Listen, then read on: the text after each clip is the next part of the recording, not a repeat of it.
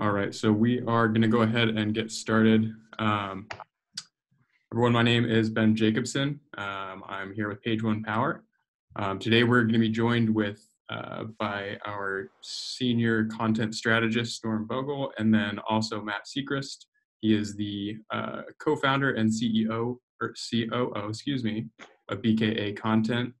And during the next hour, we're going to be going over some key points surrounding creating linkable content and then how to acquire links to that content. If you guys have any questions as we're going through, be sure to put those in the Q&A section, or if it happens to pop in the chat, I'll try to filter through there. We're also going to be live tweeting this, so if you guys want to participate in that conversation, definitely hop over to Twitter and use the hashtag P1P and you can participate in the conversation that way. And as you guys might have seen from the post that we put out, we are going to be doing a live content audit of a select few pieces. So if you guys have something that you'd like to have us look over, definitely shoot that our way in the chat and I'll do my best to make sure we get to it. As far as questions, I'll do my best to kind of feed those into our presenters today, but we may not be able to get to all of them. We are also going to have a Q&A section towards the end. So if not, we'll try to get to it there. I think that's it. We're ready to get started. We have, again, Matt and our very own Norm. And whenever you guys are ready, go ahead and take it away. Let me share real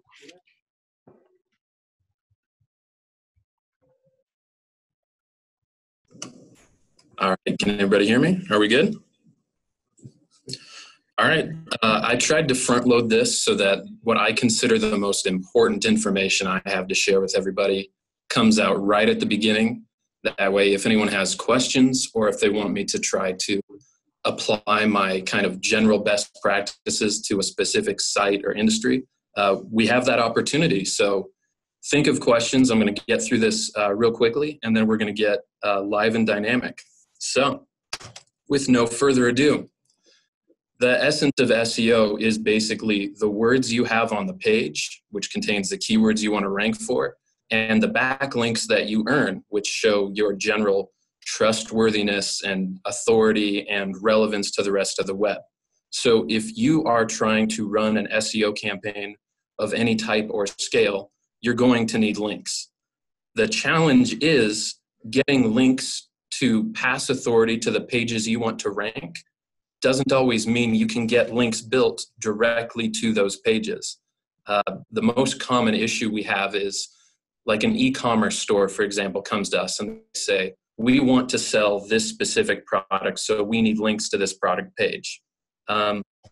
We can't always do that. Your product page may not be linkable, or more generally what we call linkable, link-worthy, linkable asset type content. Everyone on the web is out to make money one way or another with very few exceptions. That means if you're getting links to a page that you use to make money and you're trying to ask someone to link to you and you're not paying them, you're asking for free advertising. That's a problem. So the pages that you're optimizing for the keywords that help you make money, they may not be the ones that are also the most worthy of links, the most relevant to the rest of the web in a way that can earn you citations, that is going to get your website references on other websites and do all the things that backlinks and backlink profiles are supposed to do. The real issue here is whatever your site exists to do in terms of converting your visitors to paying customers, or if you're in a service industry, maybe converting your visitors to qualified leads so you can follow up with by phone or by email to make a sale. Your target keywords, the most important keywords to you, excuse me, your target keywords tend to correlate with how you make money. So when you are trying to get links to those keyword-rich pages, again, it looks like free advertising. It's not relevant enough to other people who don't make money the way you do, who aren't interested in promoting your brand or your products or your services. It doesn't appeal to enough people who aren't actively shopping for whatever you sell. So bottom line, it's not linkable. That isn't to say that the only way to earn links is by ignoring your core keywords or building content that's irrelevant to the way that you make money or the products and services that you provide. Aiming for broader appeal and more general relevance as opposed to directly serving your converting keywords, it's not a matter of ignoring your conversion pipeline or going so far afield that people might start to wonder why you're even talking about something. Link assets should be relevant to your converting pages, especially so that you can contextually reference and link internally to your converting pages. That's passage of Link Authority 101. So you want to remain relevant to what your brand is, what your industry is, what your services and products are, without promotional, advertorial, commercial with the content that you then share out across the web in order to earn links. Your target audience is part of the greater audience you want to reach with your linkable assets. It's not limited to the qualified visitors. It's inclusive, but greater than that specific audience. Now, if the people who are listening or maybe watching this after the fact on recording, if there's one thing that you take away from this, it's this slide, this specific point. This isn't even an SEO thing. This is like a web development thing. Every page on your website must have a clear, obvious answer to these two questions. Who is it for, and what's the point? This is one of those losing the forest through the trees ideas that sometimes I bring it up and you can kind of see minds exploding because it's so simple and so essential. It can actually become easy to overlook. I've seen lots of homepages where things are just crowded with this is on sale now and check this out, and just pop-ups and screens that you have to engage with before you can actually read the page, all that kind of stuff. The more you try to do with a given page, the more you dilute your service to your audience, the more you kind of try to be all things to all people. And the thing about web pages is they're not Swiss Army knives. Each page serves one specific purpose, and it achieves that purpose for a specific audience. Now, how you define an audience can be really, really general. If you're an OBGYN, you could just define your audience as women or people who need maternity care or people who need postpartum care. It can be really, really broad, but you do have to define your audience in a real way that specifies who it is, what they have in common, and more to the point, what they're looking for, what pain points they need to have addressed, what questions they have. When you do that, you've opened yourself up to doing actionable keyword research. How can I reach this target audience by following the keywords that they actually use?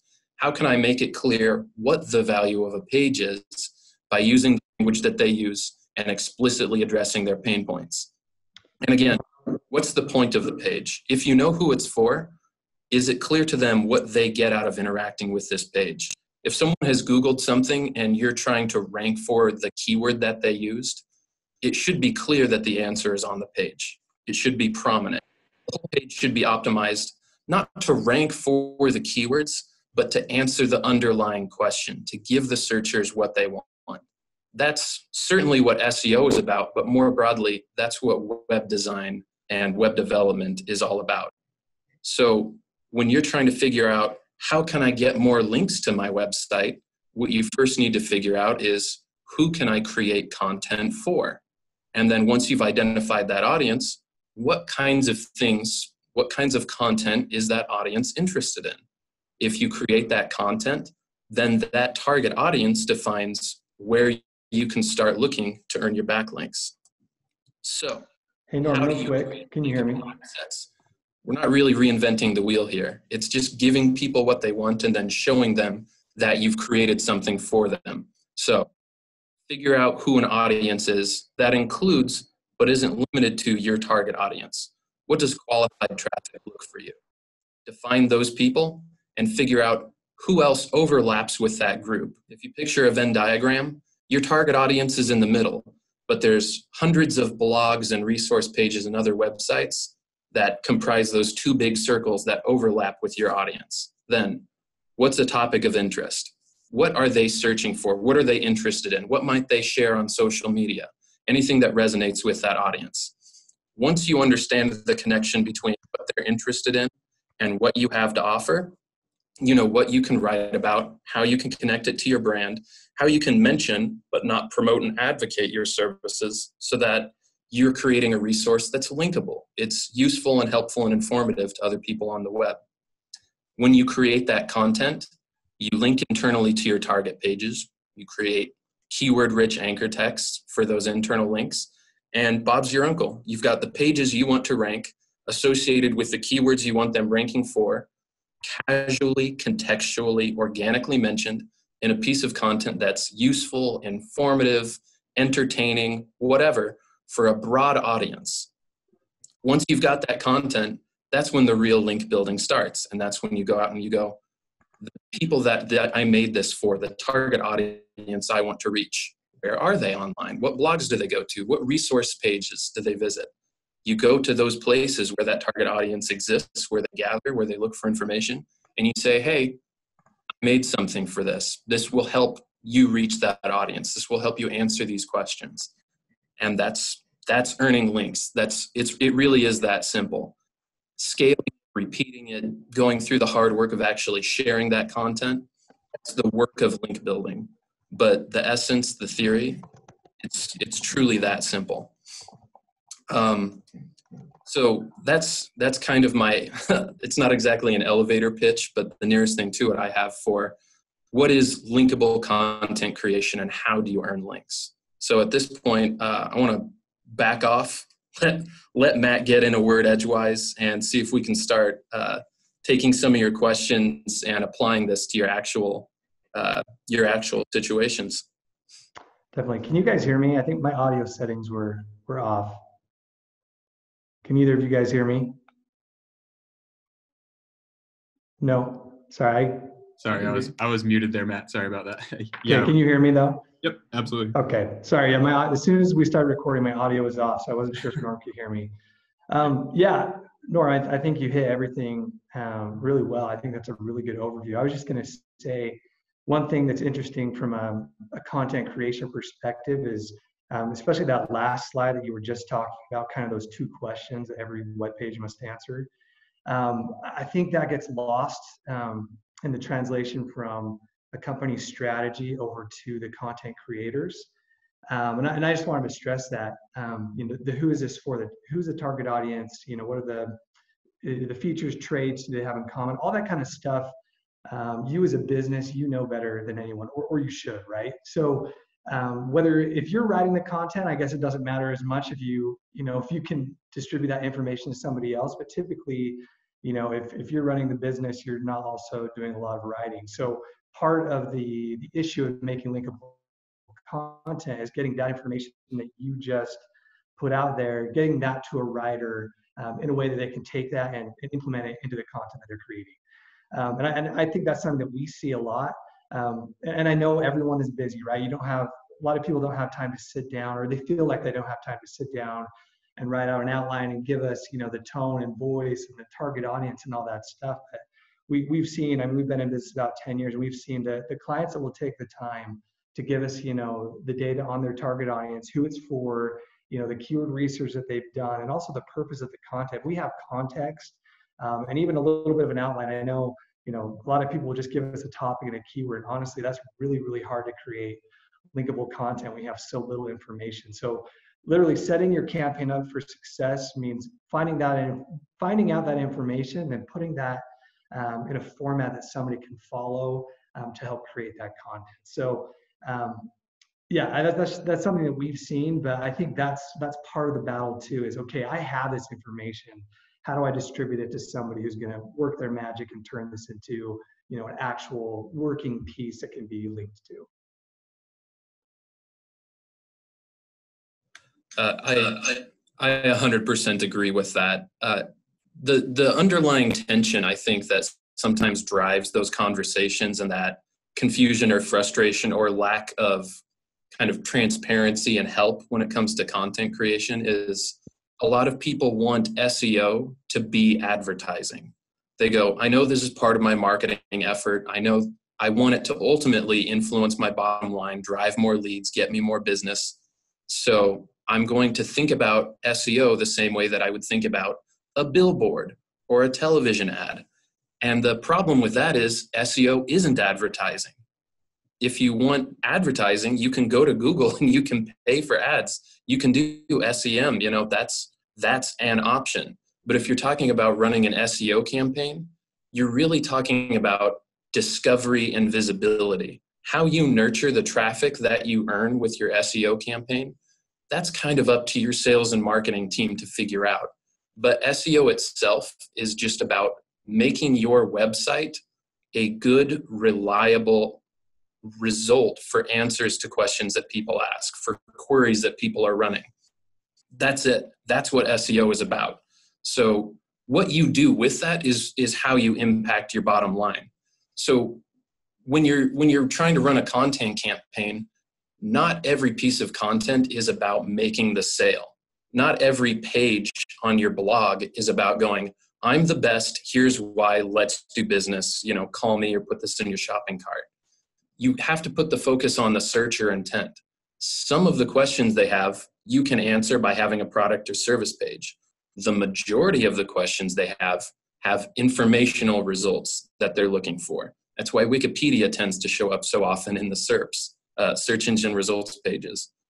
So if you're really going to commit to an SEO campaign, which is a great option for a lot of brands and a lot of industries, you have to understand that, excuse me, there may be some daylight between how you run other marketing campaigns, how you run your ad campaigns, and what you're actually going to do to get the results from SEO that you want. Definitely. And I think to add to that too, you hit the nail on the head, but I do think sometimes we get into this this battle between, are we optimizing for Google or are we writing, with user, answering user queries? And I think the answer is, it's difficult, right? You're trying to do both ultimately, right? Because if you can, write a really good post and it's starting to stick for certain keywords, you can re-optimize that post and, adjust things around those queries as you go. And I know we're going to get into this with link building. There's kind of there's two types of content that goes into that. One is the actual linkable post on your site. The other one is the one you're placing somewhere else. This is something that you guys do a lot of, placing somewhere else that links back to that page, right? That's proving its linkability. But I do think that that's something that we find a lot too, is that people will, they'll tell us, hey, write a post on this subject, this information, then they never touch the content again. But I think it is an ongoing process, right? You're creating a piece of content, but it is moldable, it is adjustable, and you're going to optimize along the way. So, ultimately in the beginning, you're going to want to target all of these things, the user intent, answering queries. You're going to want to make it as linkable as possible up front, but also knowing that going back and optimizing this page over and over again, it is something you should be doing. I mean, and obviously it takes time to see what keywords are sticking over time, but the wider net you cast, the more linkable content you have out there, the better chance you have of finding posts that you can link to, send out in the future and get more links to. So I think it's, there's no exact science on how to do it, but I think for us and the campaigns that we see run with us, the companies that are putting out more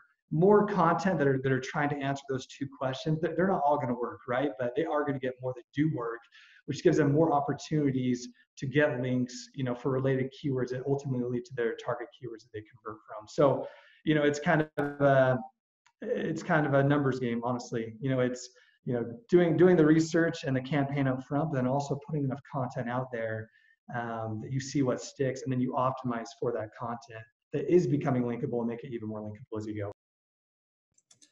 That's something that we see a lot of. The way that we often try to describe it is, if you look at the average website, they get 90% of their traffic from about 10% of their pages.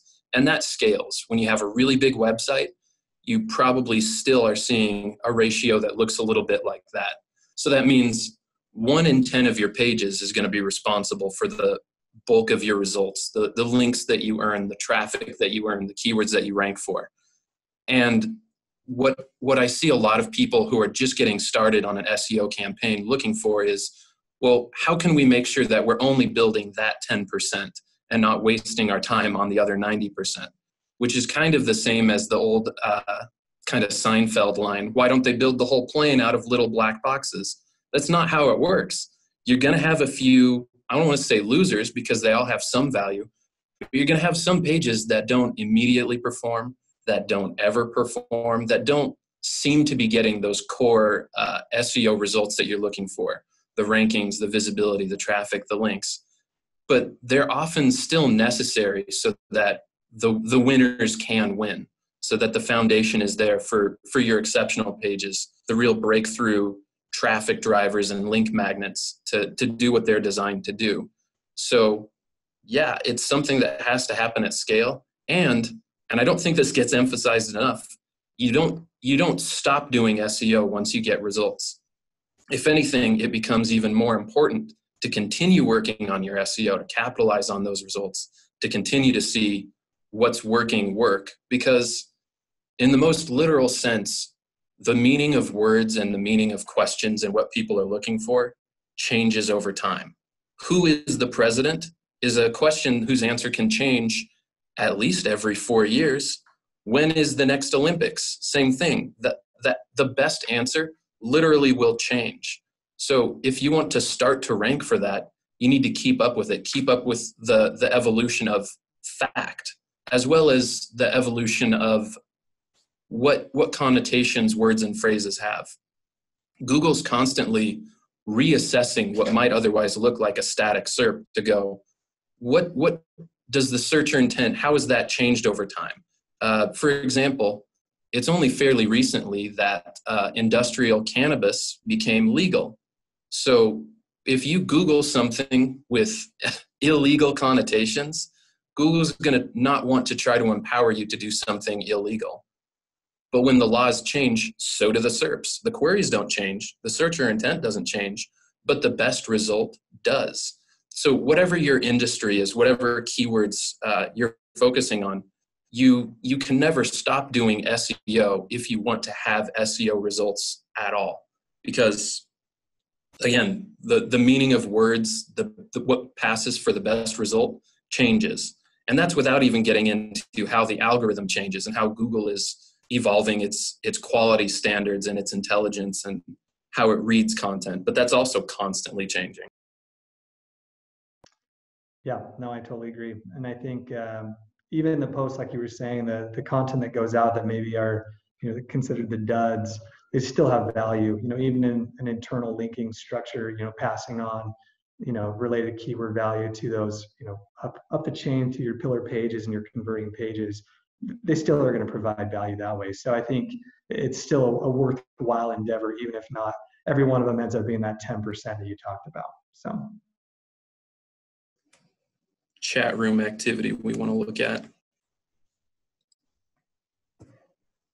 myweddingsongs.com. All right, let's do it. Prior to starting, So is there a specific question, or are we just going to kind of deconstruct what they've got? Just kind of break it down. All right. So from a linkability standpoint, the first thing that I'm looking at on a website, should I share this? Yeah, screen share. All right, let's do this guy. The first thing that I'm looking for is, what are they here to do? What are they about? What basically is a converting page for them? And then what supporting content do they have to earn links that they can pass to those pages? So this is pretty straightforward what's going on here. Yeah, we've got the songs page, this is a really, really long scrolling homepage. It's always friendly when you have your blog content, or you might call it resources or news or whatever, but it's always nice when you have that right in the top navigation menu so that I can immediately see where your content is going to live. The rest of this, I'm going to tend to think, is very directly related to serving your qualified visitors, to qualifying your visitors as leads, and giving them the solutions that your site is built on. Whereas the blog is generally where that more generally accessible content is going to live. So just looking at the homepage and what's going on here, it's fairly clear who the target audience is. And fortunately, marriage and weddings are really accessible topics. There's a lot of ways that we can contextualize that beyond just wedding songs to make the service here, the product here, relevant to a lot of content. So now I want to look at their blog and see, what do we have that passes for Linkable?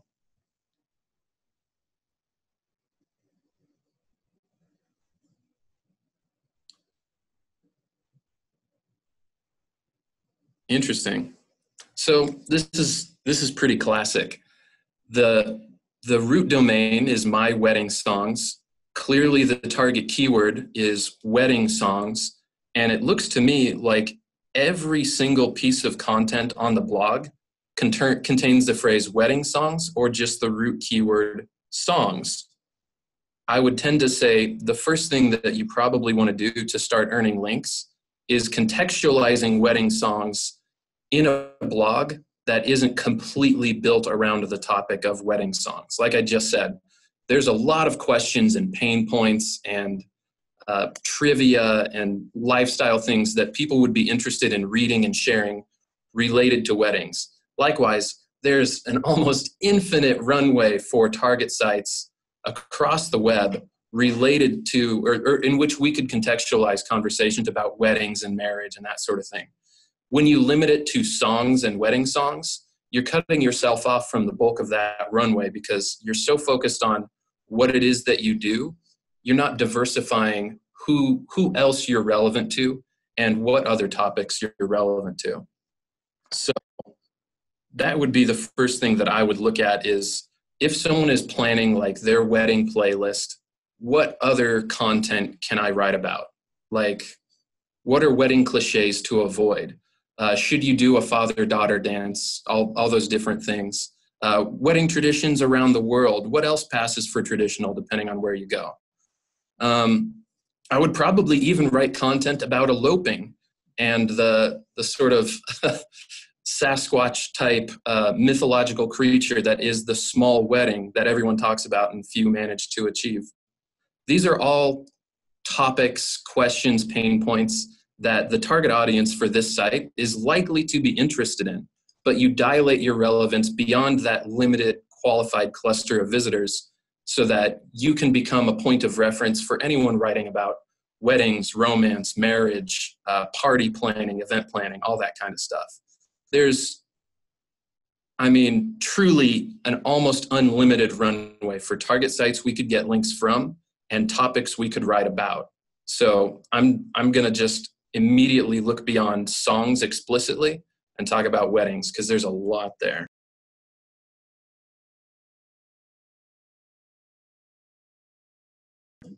Matt, I think you're still muted. Oh, sorry. Okay, can you hear me now? Okay.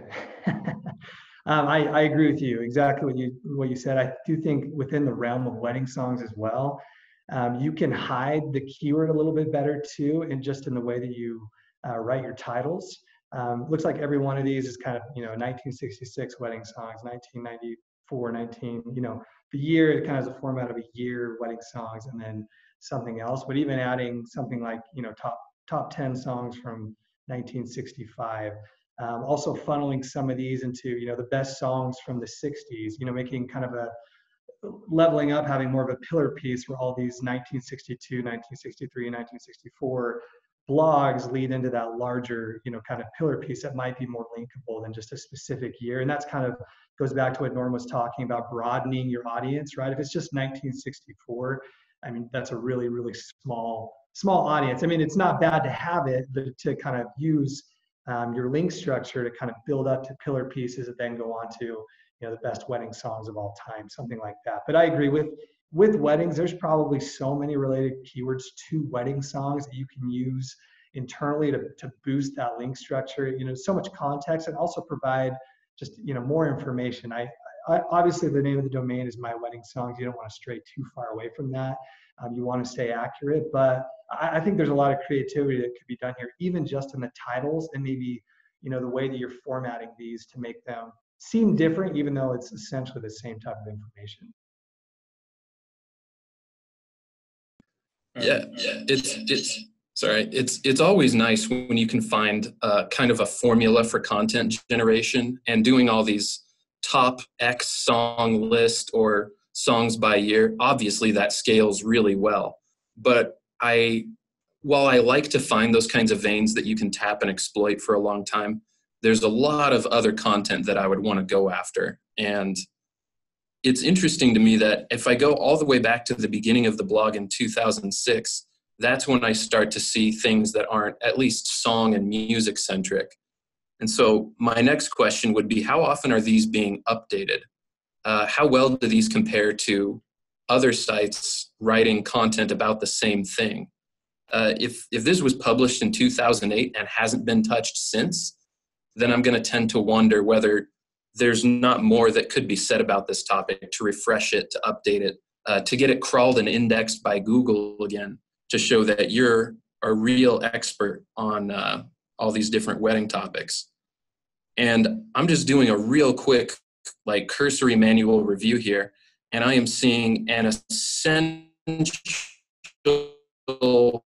element missing from this content. Obviously, I haven't looked through the entire site to see if this is a perpetual issue, but there are no internal links contextually in this content. That's one of the essential things I covered in my slideshow.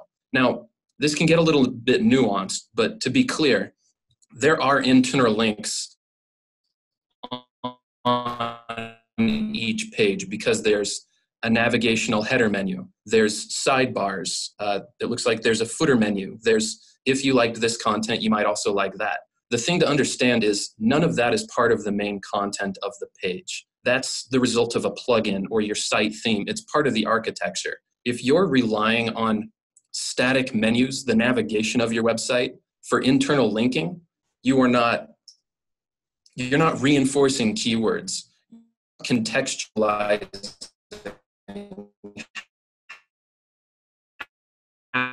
how each page services. So you're not actually showing either people, or more to the point, search engines, how they can better understand the relationship between content, how they should crawl your site, how authority should flow through your site. So if this tips for creating a great wedding slideshow blog went viral back in 2008 and earned all of the backlinks on the web, all of those links would point to this page and die here because there's no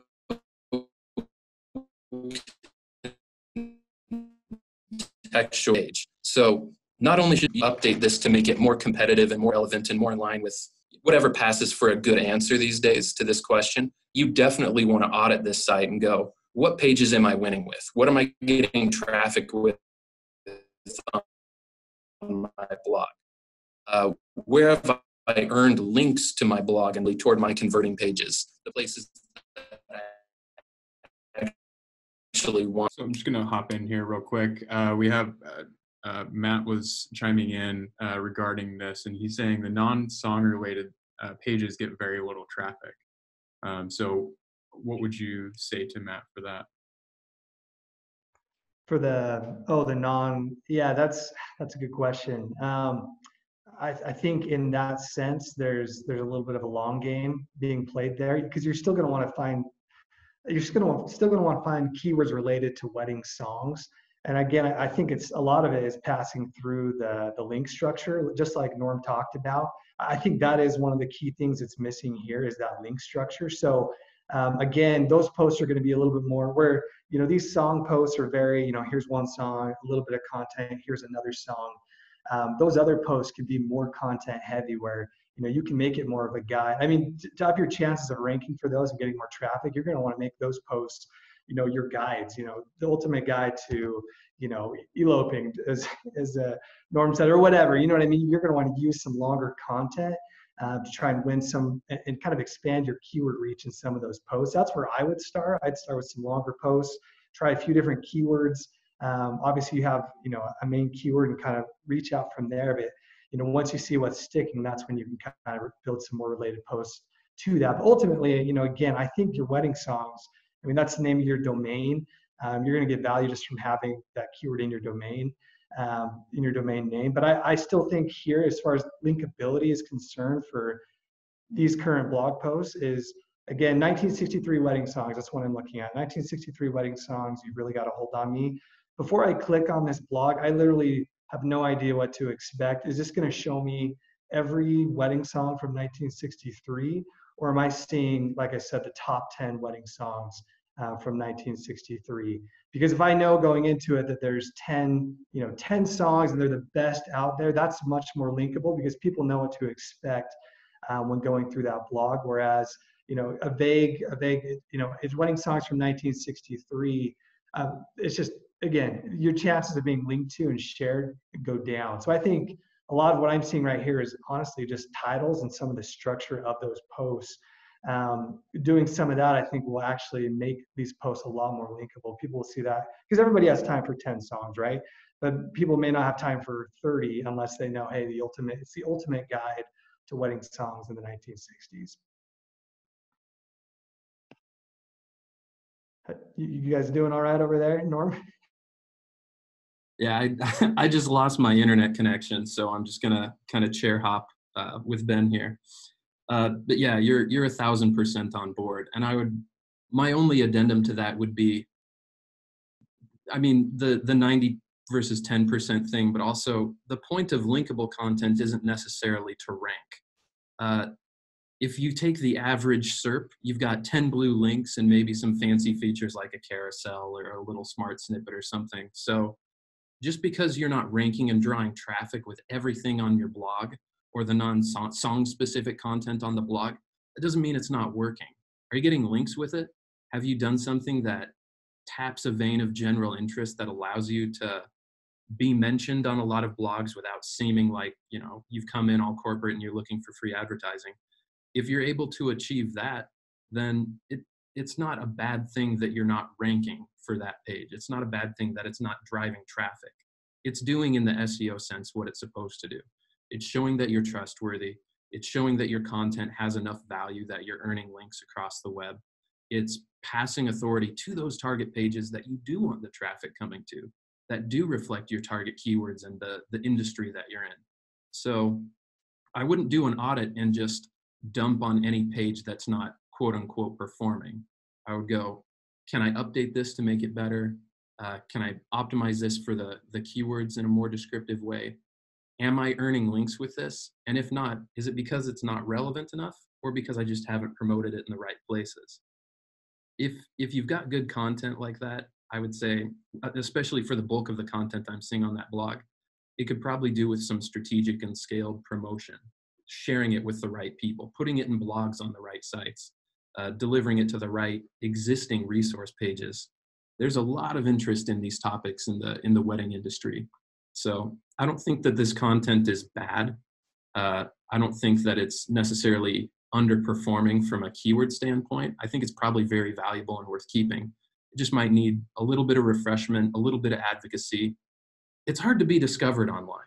So once you've created good content like this, you have to do the legwork to share it with the right people. And so I'd say that's what it looks like. That's the diagnosis I would make, is let's go share this because there's a lot here.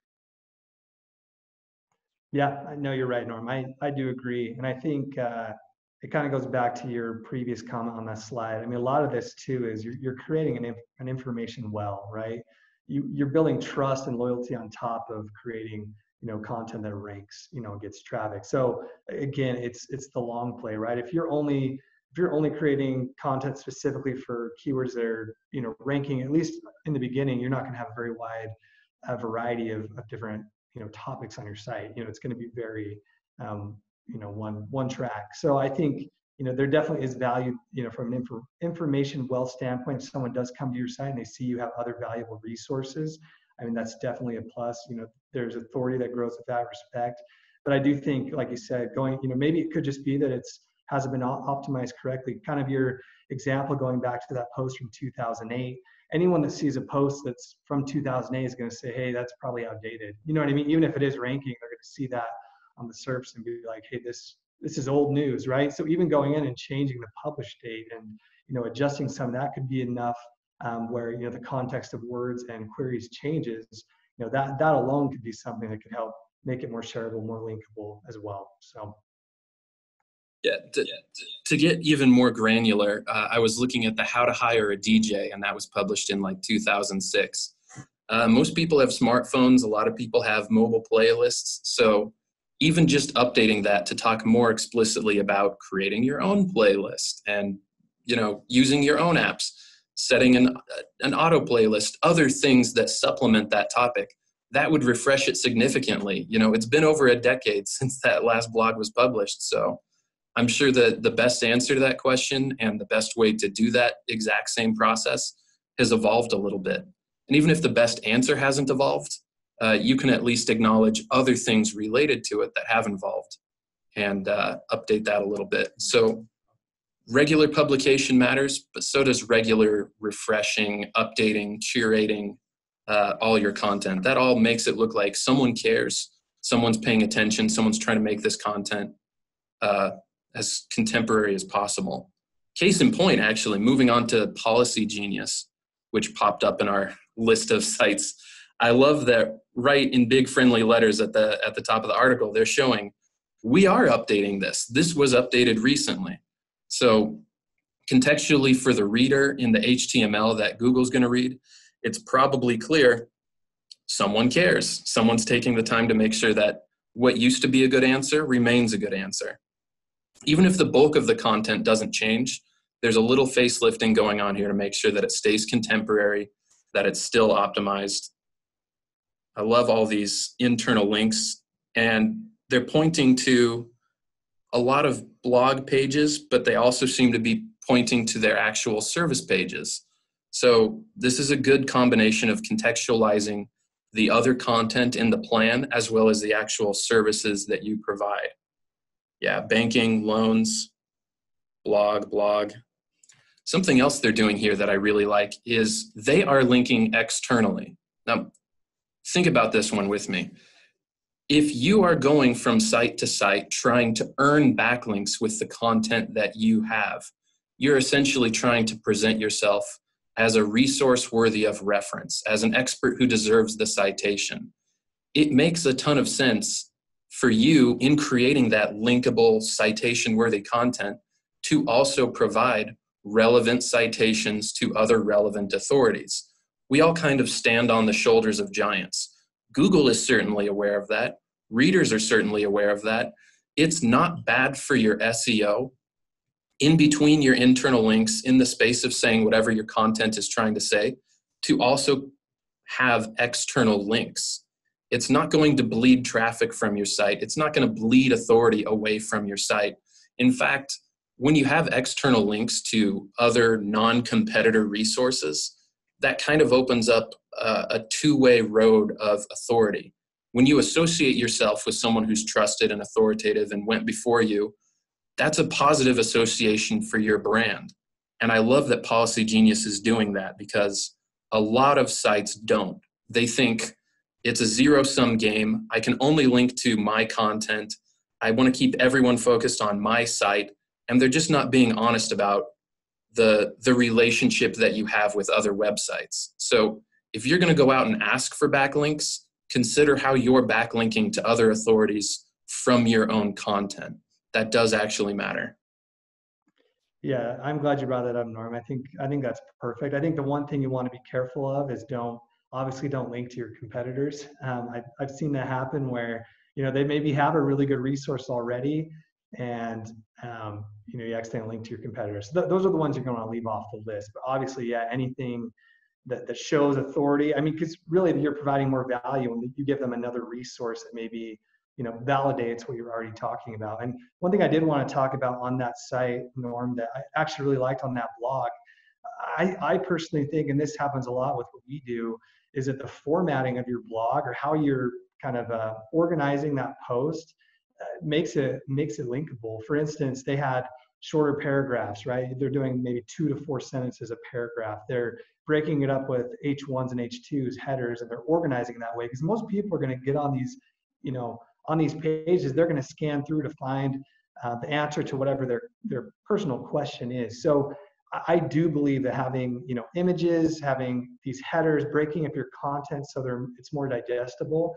I know that's all just aesthetics. It's not necessarily what is in the meat of the content, but man, it really does help. You look at that post, you say, oh, I know when it's been updated. You can go down to number 1, just scan the bold headings, and then there's links in there, so oh, if I want more resources, I can go here. Like, just the format alone is providing value to the reader. So I think this is actually really good. My only concern maybe on this blog is they are doing a good job linking. There are quite a few links out of this blog. And I know that kind of depends on the blog that you're writing, maybe how many to put. But I would be a little bit careful not to have so many out there that they think, you know what I mean, just that it becomes distracting to what the overall message is. So I love that point about the organization and the use of headers. And this is something that we talk about a lot, regardless of whether it's, you're creating content on your site or you're creating content to earn a link elsewhere online. A lot is made of, people have short attention spans, the internet has ruined our ability to concentrate, blah, blah, blah. That's not really why creating more concise, shorter sentences broken up with headers, that's not why that's a good idea necessarily. If you're trying to create SEO content, literally you're optimizing for the people who are searching, they have at least a passing idea of what good content looks like.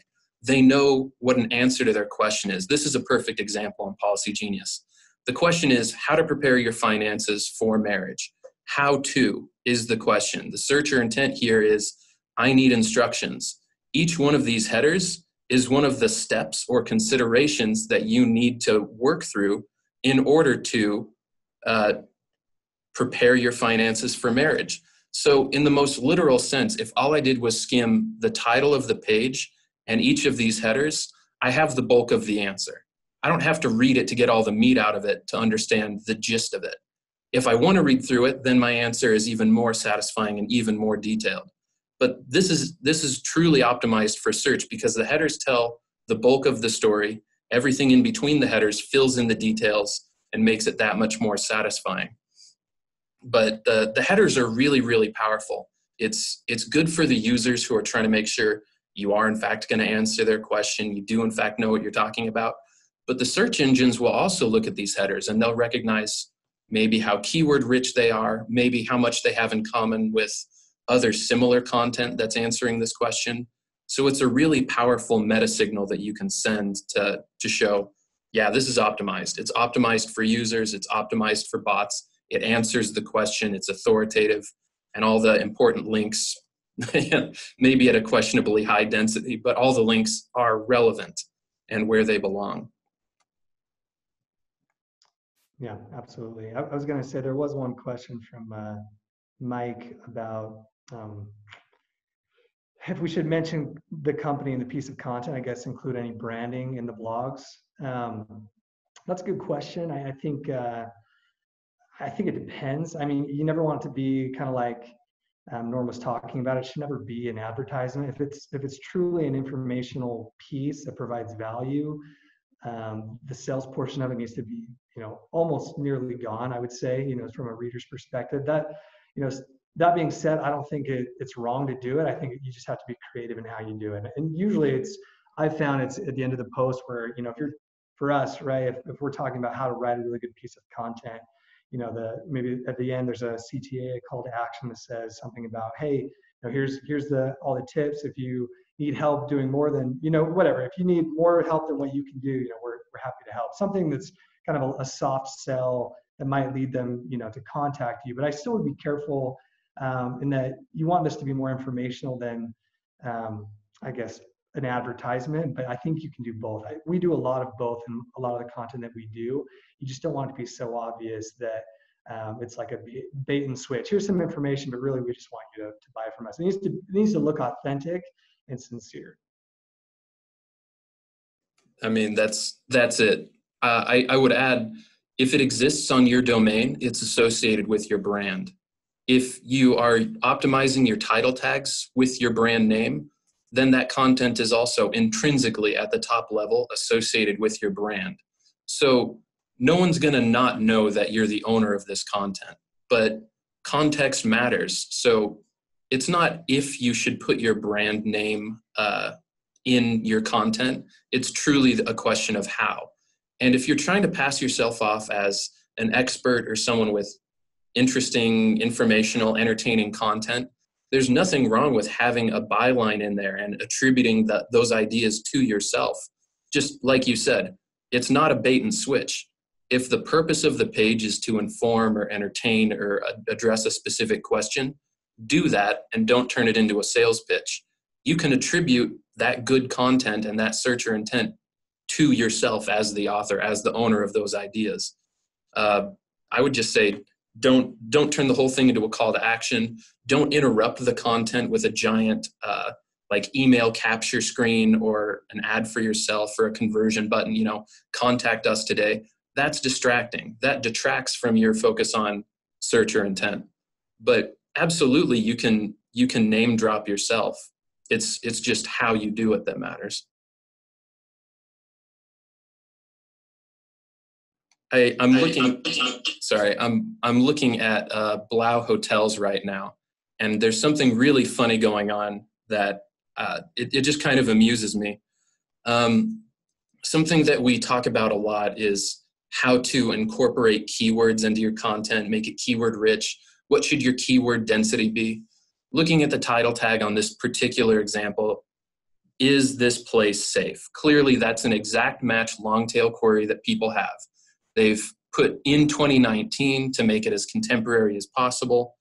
And I can tell exactly what keywords they're trying to optimize for because they've actually bolded every single target phrase in the content that they're trying to optimize for it.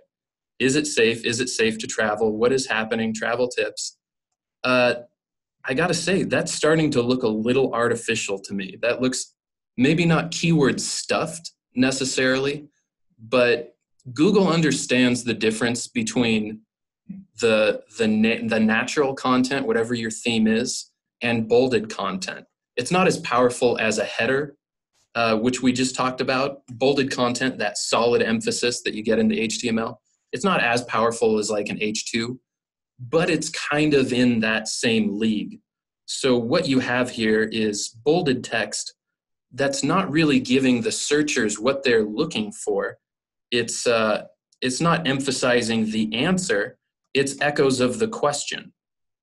When you're emphasizing the question more than you're emphasizing the answer, I tend to say you're not really optimizing for the searcher intent that you would be satisfying. Something I tell our writers all the time is people know what they're looking for. They know what question they asked. That's what they put into Google to find content. If you're going to be a good answer to something that people are searching for, you don't need to remind people what they searched for over and over again. You need to give them the answer. I do like that the answer is here. If I was writing this content, I wouldn't bold the question. I wouldn't bold the pain point that's making people question if they want to come here. I would bold the facts, the answer, the satisfaction of the searcher intent as opposed to the query. This is 100% trying to show Google and search engines, hey, I'm using the things that people search for, I should be considered a result, as opposed to, hey, I know what I'm talking about, here's the answer. Yeah, you're right on the money, Norm. People see through this. I think especially today, right? They see this and they say that if you're bolding just that certain subsection of the question, even people are wondering like, why those words, right? And it becomes pretty clear that it's for Google and not for people. So I know on our end too, you hit on something that I wanted to bring up. I do think the main purpose, right, of all these blogs is you're answering a question, and the blog that can answer the question the most succinctly, but also the most thoroughly. I know that's an oxymoron to some degree, but get to the answer and then provide, related information to, related questions they may also have. Those are the ones that win, right? That's the true linkable content. I'll give you a perfect example where, as a writing company, we have a lot of posts that are for writers, so they're grammar posts, right? People are asking what's the difference between its and its, right, with an apostrophe or not. That's a really specific question, and it's broad enough, audience that if we can answer that really well and better than anybody else can, I mean, that's what makes it linkable versus bolding everything else. So I think you have to consider the SEO side. You have to consider optimizing for keywords. I think though, again, like you talked about, Norm, I know bolding is similar to the H2s as far as how Google looks at it, but personally, with all the blogs we've written, they still fit better, in my opinion, in the H2s and H3s. I think you can fit them in there. People are expecting subheadings, to include what the question is, and then you answer it in the text, right? So I still think if it were me, I would err on the side of including those keywords as a part of a phrase in one of my headers. And then, like you said, I would bold the answer, right? If you can get to the answer quicker and do it better than anybody else, ultimately, from a user perspective, that's what makes it valuable. If you kind of lead them on and all you're seeing is these bolded, obvious keywords, you lose value, you lose authority that way. Where the other way, it's truly for the reader. At least it looks that way, that it is truly just for the reader. So. One other thing I've noticed as I'm looking through this, aside from some pretty obvious and transparent keyword kind of over optimization and over emphasis, if you just look at the domain, you might reasonably assume this is a hotel brand. This entire article is about a specific location, presumably where they have one of their hotels or their primary hotel. The whole thing is clearly aimed at tourists. They've spelled that out in these opening paragraphs. This is for tourists who are planning or already on their way to this destination. I didn't find a single contextual internal link in here. So even though the whole thing is talking about tourism, this specific destination, being a visitor, travel safety, all that, there's no reference to what this brand actually does. There's no links to their landing pages. So even if they overhaul this and they remove the bolding and they make it as keyword optimized and satisfying to the users as possible, and suppose they get a bunch of backlinks pointing to it, again, this is kind of orphaned on their website. It's just, it's slapped on their blog without anything to contextualize it as relevant to the rest of their brand, their services. Any authority that it earns isn't going to be passed to the actual hotel pages that they want to rank for, because the only internal links, again, are part of these static navigational menus on their site. So there's definitely some room for improvement, both in terms of the user experience and the cumulative SEO value that this can deliver for their site and for their actual money-making pages.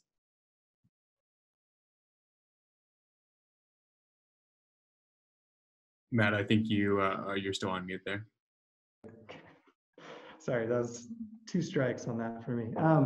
I was just going to say, you're right. There is no context, at least initially, right? When you look at that page, it's very clear that it's kind of an out there. You used the word orphan. I like that, kind of an orphaned post, where you have to look at this. Your blog as your site as this, it is an entity, and everything should be related in some way. Obviously, that doesn't have to be in just putting your brand name in there, but at least giving the context of why do you care that it's safe in Punta Cana, and that can be done in the title and then done through the flow of the article. So there definitely is some organization that needs to go in here.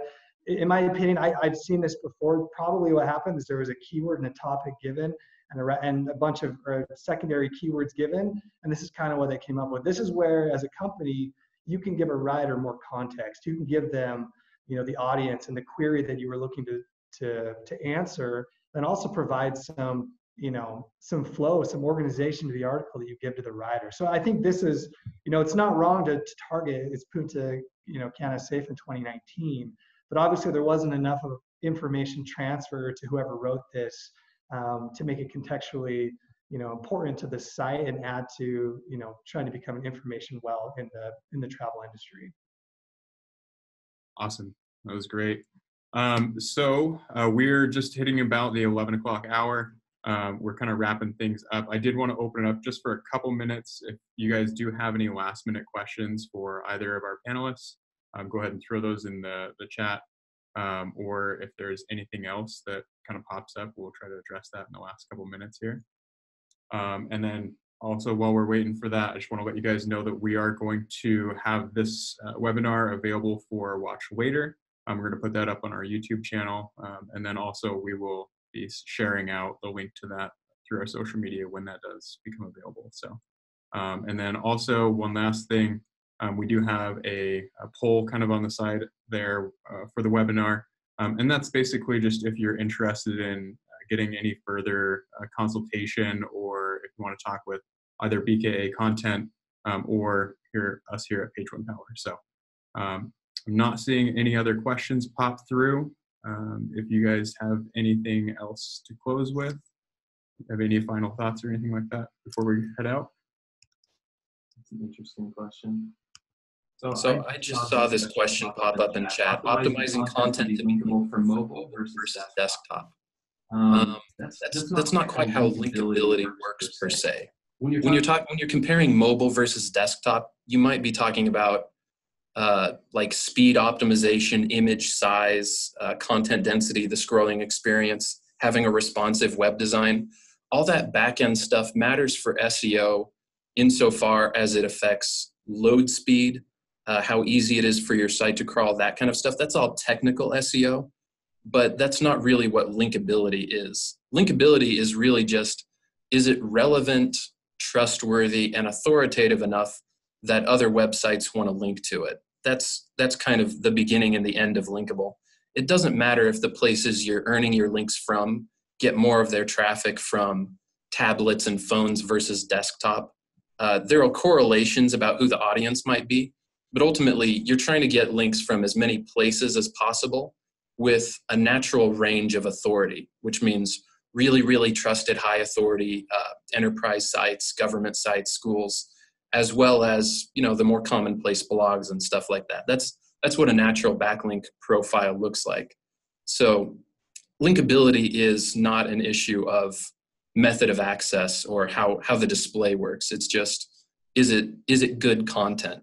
And overall, you definitely want to make your site mobile friendly. You want your load speeds to be good, but that's a technical question, it's not going to limit your linkability unless your pages are broken.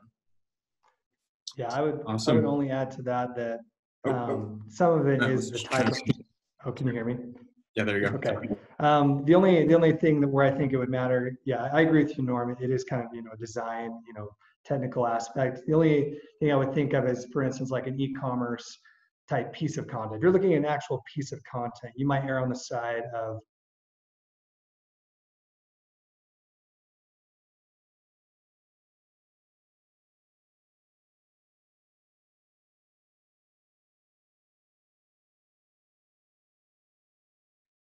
differently, but ultimately you'd want it to serve that way on mobile or desktop. So really it's probably a moot point, but I guess the consumption, there may be some ancillary things there, but I agree with you, Norm, that it's probably it's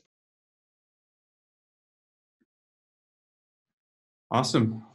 Well, I think that wraps up our webinar here. One last question that just popped in, and we'll do this one and we'll close on this note. But we'll just get a quick response from each of you. The question is, if you build 100 links this month and none for the next 90 days, and then 600 links after that, is it frowned upon, or would that in a way look natural?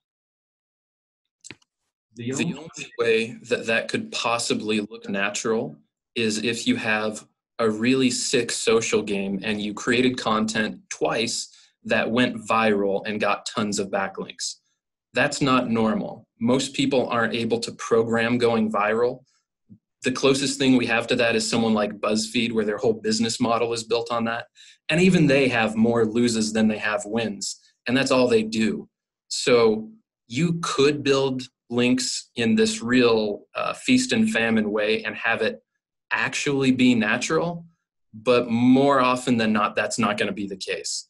If you're not building your links at a slow, steady clip where you're earning links to some of your content some of the time consistently, that doesn't look natural. It isn't natural. Google will pay attention, and Google will very quickly be able to figure out if you went viral and earned all those links suddenly organically, or if you did something artificial. And absolutely, that would yield a penalty. It wouldn't even be a manual penalty. It would just be an algorithmic way of going, these are nonsense links. They're artificial.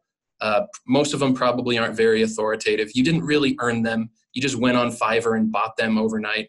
So yeah, not only is it probably not going to give you the authority that you're looking for, it could end up making you look like someone who doesn't abide by Google's guidelines and doesn't earn authority and trust and doesn't have good content. So I would 1,000% recommend against measuring your link acquisition progress in that kind of feast and famine way.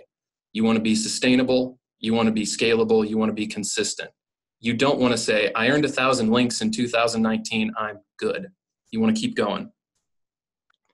Absolutely. The only other thing I'd add to that is it's the exact same for content creation. You don't want to put out 1,000 posts 1 month and then nothing for a year. And then, you know what I mean? It's the consistency and the quality. So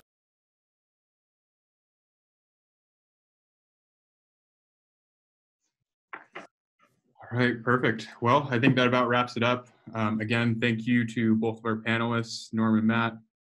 If you guys have any further questions, definitely make sure you hit us up or Matt over at BKA. And until next time, thanks, guys. See you, Matt. see you later.